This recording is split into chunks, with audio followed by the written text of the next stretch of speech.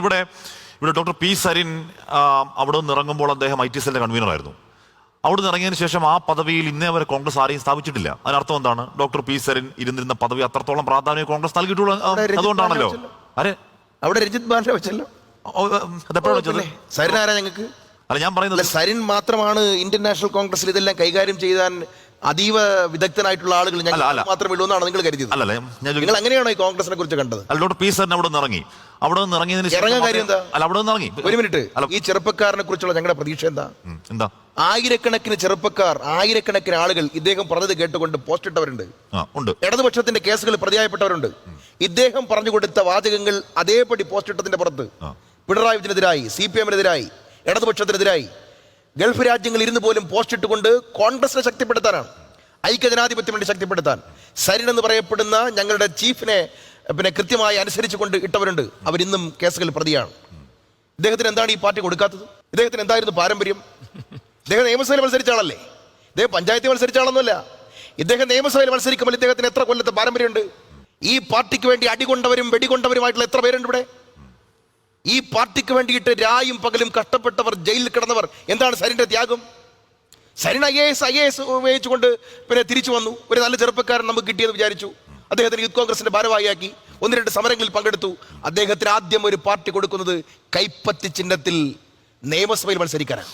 സരിന്റെ കഷ്ടപ്പാട് എന്താണ് ചോദിച്ചു നോക്ക്. സരിൻ എന്താ KSU അദ്ദേഹത്തിന്റെ സംഭാവന എന്താ? ജവഹർ ബാലജി വേദിയിൽ സരിന്റെ സംഭാവന എന്താ? യൂത്ത് കോൺഗ്രസിൽ എന്താണ് സംഭാവന?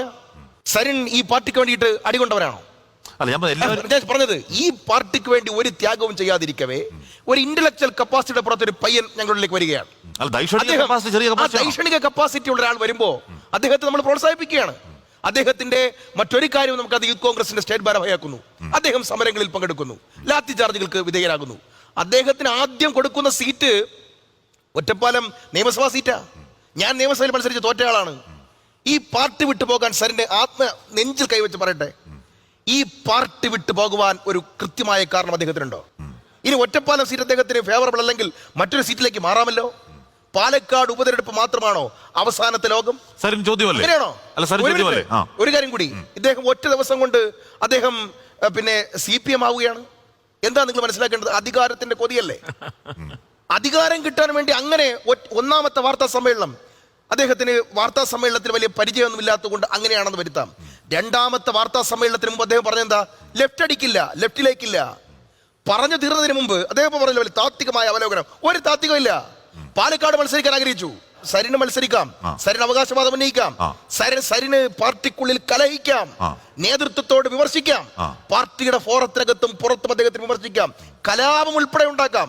പക്ഷേ നേതൃത്വം വിളിച്ചു വരുത്തി ഒന്ന് കേട്ടാൽ, ഒന്ന് സമാശ്വസിപ്പിച്ചാൽ, അടങ്ങ് സരിനെ, നിനക്ക് ഇനിയും അവസരമുണ്ടല്ലോ, അല്ല എനിക്ക് സീറ്റ് മാറ്റിത്തരണം, അതും പരിഗണിക്കാം, എല്ലാം പരിഗണിക്കാമെന്ന് പറഞ്ഞുകൊണ്ട് ഒരു നേതൃത്വം AICC-യുടെ തലപ്പത്തുനിന്ന്